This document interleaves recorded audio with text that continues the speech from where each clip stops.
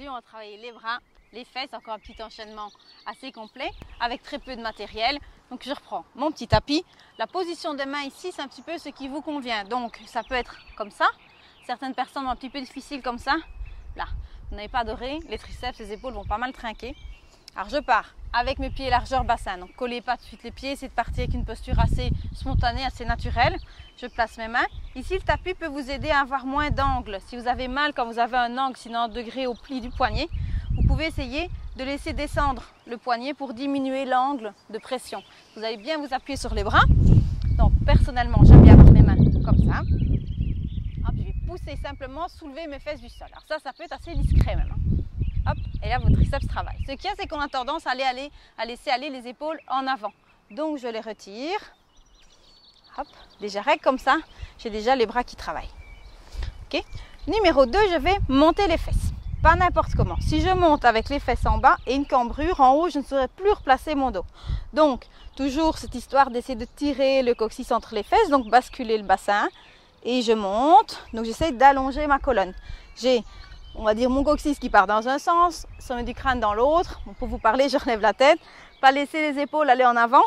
Je retire, je dégage, je creuse en fait entre les omoplates, je pousse bien dans les bras. D'accord? Déjà rien que ça, vous avez un assouplissement ici dans le dessus du dos. Les épaules travaillent, les bras. Et je vais bien pousser mes deux pieds dans le sol. Vous pouvez essayer de monter le plus haut que vous voulez, ça ne doit pas faire mal au dos. Si vous avez mal ici dans le bas du dos, c'est que vous n'êtes pas bien placé. Que faire? On redescend, on replace le bassin et on remonte. D'accord? Je vais essayer de vous le montrer à une main. Donc, je vais centrer ma main. Ici, donc j'imagine que je tire le coccyx entre les fesses, donc que je place mon bassin ici, là. Je ne peux pas garder une cambrure dans le bas du dos. Je dois basculer. D'accord? Je bascule, je monte. Ici, mon dos est bien placé, je ne saurais pas avoir mal dans le bas du dos, sauf si je suis mal placée ou si vous avez des raideurs ou des lombalgies. Déjà, là, ce n'est pas indiqué pour vous.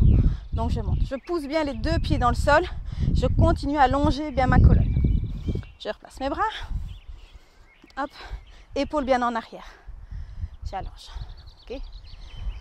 Hop, et je reviens doucement. Je repose. Et je remonte. Et donc, tire le coccyx entre les fesses. Expirement, tire bien les épaules en arrière. Alors, on n'est pas fait naturellement pour rester avec la tête comme ça. Donc, c'est assez inconfortable, on va dire, pour la nuque, pour les trapèzes. J'ai pas de solution pour vous. On va de toute façon pas rester 10 minutes. Donc, allongez bien la colonne. Essayez de ne pas mettre trop de tension dans les trapèzes. Poussez bien les bras dans le sol. Poussez les pieds dans le sol. Okay? Si ça ne fait pas mal aux épaules, si vous avez besoin de vous assouplir point de vue épaules, vous pouvez aussi essayer d'aller amener les fesses plus loin devant. Alors, vous avez remarqué ici, mon genou évidemment avance. Donc, d'où l'importance de ne pas partir avec déjà une hyperflexion dans le genou. Si vous avez un petit peu de problème au genou ou vous êtes un petit peu sensible, ça peut vous faire mal. Donc, mon genou est en aplomb par rapport à mon pied. J'avance. Comme pour déposer les fesses. Vous voyez, je n'ai pas avancé trop le genou. Hop, et je remonte. D'accord? Pas d'à-coup, pas aller trop vite. C'est de ressentir, pas laisser votre épaule basculer. Je continue à tirer les épaules en arrière. Et je remonte. Ok? On repose. Hop. Et on relâche un petit peu. Donc des petits cercles, pas trop rapides non plus. Les poignets, les coudes. Et les épaules que vous avez évidemment préalablement échauffées. D'accord? En douceur. Ici, les articulations travaillent, c'est un étirement. Ok? Donc, je reprends. De cette base, donc 1, je soulève les fesses du sol. Je place les épaules. 2, je monte les fesses. Je vais aller chercher plus loin. On peut aller remettre du mouvement dans les coudes, ce qui va stimuler vos triceps. Les filles, vous aimez bien faire les triceps. Donc, je fléchis. Là, j'imagine les fesses veulent descendre. Je ne relâche pas la posture. Je garde mon dos bien placé. Je remonte. Fléchis, remonte. Ok? Déjà, ce mouvement-là, c'est déjà pas mal. Okay? On peut encore aller chercher un peu plus loin, être plus créatif. Donc, de mon mouvement, je fléchis, je monte. Je rajoute, enfonce le pied droit dans le sol. Expire, ramène. Pause. Fléchis, remonte. Enfonce le pied gauche dans le sol. Expire, ramène. Ok? Alors les abdos travaillent ici. Je ne peux pas, quand j'enlève une jambe, avoir le bassin qui flanche. Hop, mes petits obliques, mes grands obliques ici. Mes obliques remontent. Mon bassin pour rester en équilibre. Ok? Oup. J'expire, comme ça j'engage les muscles profonds et je repose. Ok? On est reparti pour une petite série comme ça, à votre guise. Si c'est le début, n'en faites pas non plus trop. Et écoutez votre corps, vous allez sentir que vos épaules trinquent quand même. Hein? On est parti. Je fléchis, pousse. 1, 2, fléchis, pousse. Vous pouvez fléchir entre chaque jambe si vous voulez.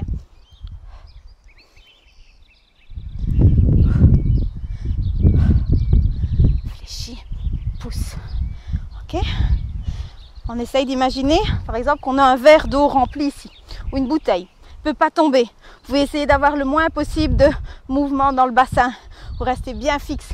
La chaîne postérieure, donc ici, mollets, jambes, enfin cuisses et fesses travaillent beaucoup. Et abdos, donc c'est complet. Triceps, épaules. Hop. Et on repose. Et on relâche.